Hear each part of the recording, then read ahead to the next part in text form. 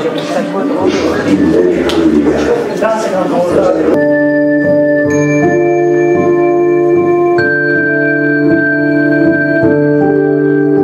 یکی ما میدونیم که زیستن ابدی نیست، اما در بند تشویش‌های روزگار ما این رو فراموش میکنیم. وقتی بیمار شویم یا کسی از نزدیکانمون تا باشد این گفته رو به خاطر میاریم.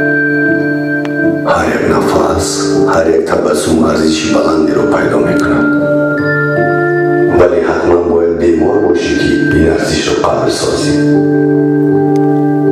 کم نیستن شخصانی که ابدی نبودنی حیات رو خوب میفهمند و برای حیات مبارزه میبرند. شک نیست که طبیب یا نجات بخش آتش نشان یا معلم باشی، کافی است که فقط باشی.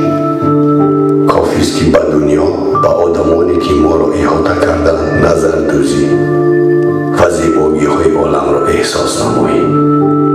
خوشبختی هم همین است، خوشبختی دیدن همدیگر و در غم و شادی با هم بودن است. تشکر که شما اینجایی با مایی.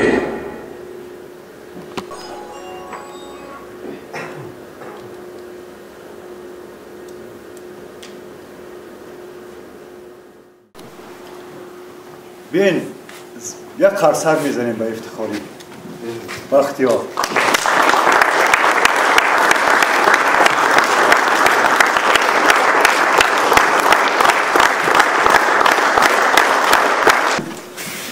از آغاز جوانیش مکتب خانش میشناختم.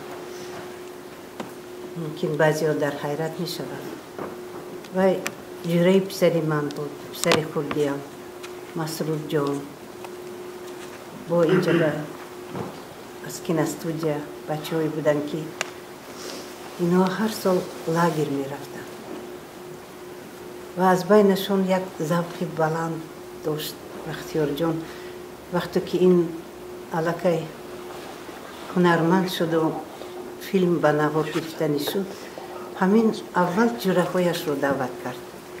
دینا یکی از اونها به من زنگ زدن، همین خبر فهمیده و همین چیزا باز تکرارا به من گفتن و من گفتم افسوس که من نمیدونستم اون وقت نباشد هر یکی شمایان کنار به نمیموندتون همراهی بختیار جان میبودید. البته افسوس خود، لیکن افسوس چه افسوس در زندگی. ما همگان افتخار داریم که فرزندی تاجیک منم خیلی با یک آرزوها، با یک پاکی ها، پس از همین خیلی رژیسورهای زبردستی تاجیکستان، اساسگذاری کینو کیمیاگرف، طاهر صابرов و بسیار بسیار دیگر رژیسورانی که ما آنها رو همیشه در یاد داریم، با آنها افتخارمند هستیم. کینوی تاجیک را به تمام دنیا مشهور گرداند. از این روز مثلا دلیر نظرов تکوپو داشت موسیقی انتخاب میکرد. اینقدر با او همکاری های زیاد داشت. در چندین فیلماش موسیقی نوشته بود. حالی دلیر را تصور کنید که او در چه حال بود. او میگریست. او قدر شاید بعد این دلیر با چندین آهنگای دیگر تولید کند. ناصیر دیگر دست و پا خورده بود. تمام به تمام جهان به او زنگ میزد. به ایران، به فرانسه، به امریکا، تمامی دوستای جهانی بختیار به ناصیر. شاید با ژورنالیست ها وقت نیافت از این لحاظ که مثلا صحبت کند امکان داشت. اینقدر تلفنش به استارون شاید زنگ میزد. الان به من از پاریس صدیق برمک گریه میکرد. تعزیه به تمام تاجیک‌ها و سینمای تاجیک و سینمای افغانستان گفت. دوستی ما، عضو اتحادیه ما از صدیق برمک یک شخص جهانی است. برنده جایزه گلوبوس و جایزه کن است. دوستی ما است. او قدر مثلا اعتقاد و این قدر دوست بودن با اونا هم یک مکتب خوندن. صدیق برمک هم یک خوند. از پاریس مثلا الان زنگ زد که میگریست. خب ناصیر هم او تصویرهایی که روی پرده دیدیم، او شاید از 101 حصه اون عکس‌های و چیزی باشد.